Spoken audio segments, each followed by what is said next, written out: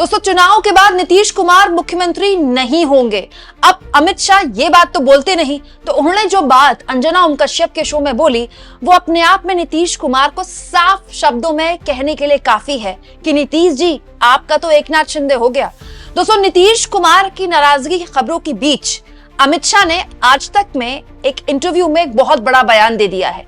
ये बयान न केवल नीतीश कुमार के लिए क्लियर मैसेज है, साफ संदेश है, बल्कि गठबंधन के सहयोगी और नीतीश कुमार के कोर वोटर को भी क्लियर मैसेज है कि बिहार में वही होगा जो मोटा भाई तय करेंगे। दोस्तों, आज तक के कार्यक्रम में अमित शाह से जब पूछा गया कि चुनाव के बाद क्या नीतीश कुमार को आप मुख्यमंत्री बनाएंगे, तो अमित शाह बड़े भोले भाले अंदाज में कहते हैं कि अरे अंजना जी, आप मुझसे कैसे पूछ सकती हैं कि मैं मुख्यमंत्री बनाऊंगा?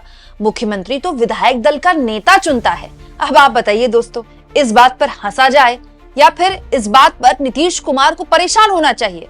अब मोटा भाई ये बोल रहे हैं कि मुख्यमंत्री वो नहीं बल्कि विधायक बनाते हैं।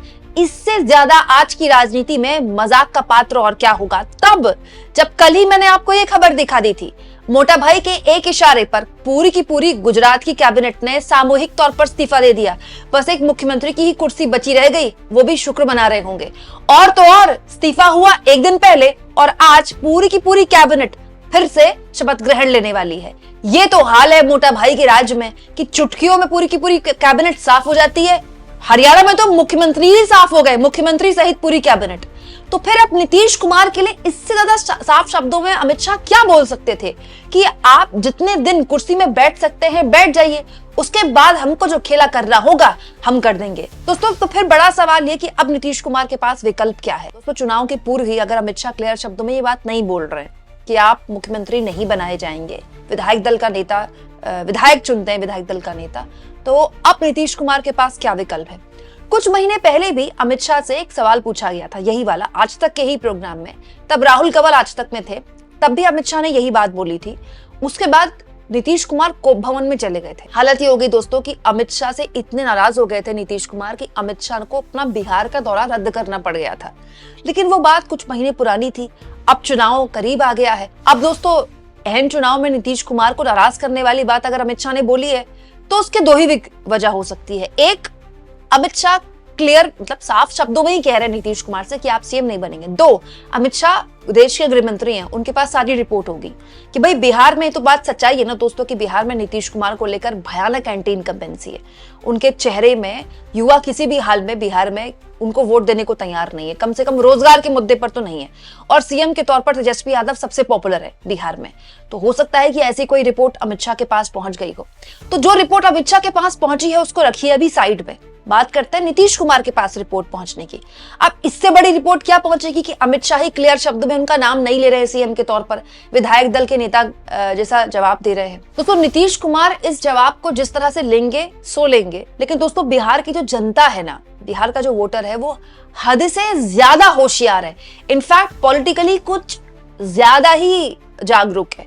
वहां 5-6 साल का 10 साल का बच्चा भी आपको टिप्स पे वहां की राजनीति गिना देगा। और दोस्तों, नीतीश कुमार चाहे इस गठबंधन के साथ जाएं या उस गठबंधन के साथ जाएं, ये उनकी खासियत रही है कि वो ट्रांसफर कर लेते हैं। मतलब ये नीतीश कुमार का कमाल का टैलेंट है।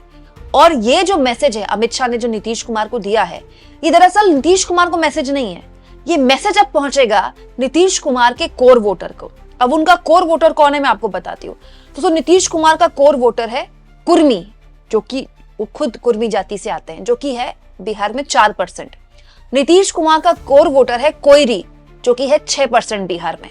और सबसे बड़ा कोर वोटर नीतीश कुमार का है दोस्तों अति पिछड़ा ईबीसी। दोस्तों, ये है बिहार में 27%। दोस्तों, ये नीतीश कुमार की सोशल इंजीनियरिंग ही थी कि उन्होंने महादलित जैसा प्रयोग किया और पूरी की पूरी बिहार की पूरी राजनीति बदल दी।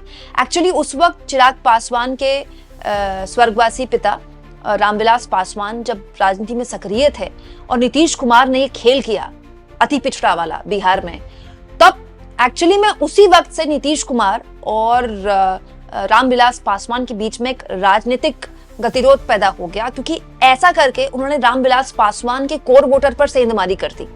आज अगर मतलब महादलितों के सबसे बड़े नेता हैं बिहार में तो वो नीतीश कुमार है।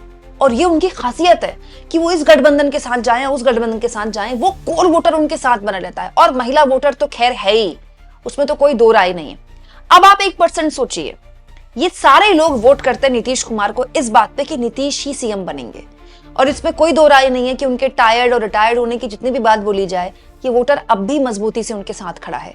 लेकिन अमित शाह ने एक्चुअली में इन वोटर्स को 27% ईबीसी, 4% कुर्मी, 6% कोयरी, इनको दोस्तों इस कोर वोटर को मैसेज दे दिया है कि आप भले ही नीतीश कुमार के नाम पे वोट दे दें, हम सीएम अपने हिसाब से बनाएंगे। दोस्तों सब जानते हैं कि 2020 में नीतीश कुमार को मात्र 43 सीटें मिली थी, लेकिन उसके बावजूद भी उनका वोट, मतलब आप सोचिए कितना नुकसान पहुंचाया था चिराग पासवान ने, कितना ज्यादा, फिर भी उनका वोट प्रतिशत 15% था। तो चिराग पासवान अगर मैदान में ना होते तो सोचिए उनको कितना फायदा होता। मतलब अपने सबसे पुअर परफॉर्मेंस में भी नीतीश कुमार 15% पे हैं। अब आप सोचिए इस 15% पर अगर 4-5% भी डेंट लग गया, जो कि लगता ही है भाई, टिकट बंटवारा एक बहुत बड़ा रीजन है। दूसरा सबसे बड़ी बात, जो संविधान बचाओ आंदोलन, पीडीए का नारा है, तेजस्वी यादव, राहुल गांधी का, उससे तो नुकसान थोड़ा बहुत तो होता ही है। दोस्तों इस 15% में 4-5% आप महागठबंधन का सेंधमारी लगा लीजिए, और ऊपर से अमित शाह का ये बयान अपने आप में इतना ज्यादा स्ट्रॉन्ग है। ये बताता है कि मतलब इससे ज्यादा क्लियर मैसेज और कुछ हो ही नहीं सकता है बिहार की राजनीति में। और बिहार का वोटर इतना होशियार है कि इस अमित शाह ने ये बयान दिया, उससे पहले इसको डिकोड कर लेंगे। अब बड़ा सवाल ये है दोस्तों कि नीतीश कुमार क्या करेंगे। देखिए ये बात सब जानते हैं, और इस पर बहुत बात भी हो चुकी है कि टिकट बंटवारे को लेकर नीतीश कुमार बिल्कुल भी खुश नहीं है, और उन्होंने अपनी ताकत दिखा भी दी कि चिराग पासवान को दी हुई सीटों पर उन्होंने अपने सिंबल बांट दिए, उम्मीदवारों को उतार दिया। कहने वाले ये भी कहते हैं दोस्तों कि नीतीश कुमार तो अभी से ही चुनाव के बाद के अपने एक गठबंधन के लिए प्रयास करना शुरू कर चुके हैं। टिकट बंटवारे को लेकर जब नीतीश कुमार खुश नहीं थे, तब सूत्रों के हवाले से खबर ये भी आई थी कि नीतीश कुमार ने अपने लॉयलिस्ट के जरिए कांग्रेस पार्टी से संपर्क करना भी शुरू कर दिया है। बहुत सारे लोगों ने ये भी कहा कि लालू यादव से बैकडोर संपर्क तो नीतीश कुमार कभी भी कर सकते हैं, उनको एक फोन मिलाना है, क्या बिग डील है। देखिए ये भी आसान नहीं है। नीतीश कुमार अब ये भी बात समझ रहे हैं कि पहले की तरह यहाँ से वहां से यहाँ जाना इतना आसान नहीं है। अब सब कुछ डिपेंड करता है इस बात पर कि कौन कितनी सीटें जीतता है। अब अगर नीतीश कुमार, जो कि उनको 101 सीटें मिली हैं, और इसके अलावा उन्होंने चिराग पासवान की सीटों पर भी अपने उम्मीदवार उतारे, अब अगर नीतीश कुमार बेहतरीन परफॉर्म करते हैं, और ना केवल बेहतरीन परफॉर्म करते हैं बल्कि बीजेपी से ज्यादा सीटें लेकर आते हैं, तो उनकी कुर्सी बची रहेगी। लेकिन अगर उनकी सीटें कम आती हैं तो फिर आप समझ लीजिए नीतीश कुमार का ये अंतिम कार्यकाल है सीएम के तौर पर। दूसरा, नीतीश कुमार का सीएम रहना दोस्तों मांझी और उपेंद्र कुशवाहा को सूट करता है। उपेंद्र कुशवाहा और मांझी जानते हैं कि जिस दिन बीजेपी का सीएम बन गया उस दिन उनकी राजनीति करनी मुश्किल हो जाएगी बिहार में। दूसरा, नीतीश कुमार ये भी बात जानते हैं कि बीजेपी कई सीटों पर नीतीश कुमार को ये तो हराने की कोशिश करेगी। बीजेपी कभी नहीं चाहेगी, आप ये बात समझ लीजिए, बीजेपी कभी नहीं चाहेगी कि नीतीश कुमार चुनाव में अच्छा परफॉर्म करें किसी भी हाल में, क्योंकि वो जानती है कि नीतीश कुमार ने अच्छा परफॉर्म किया तो फिर वो सीएम की कुर्सी पर कुंडली मार के बैठ जाएंगे।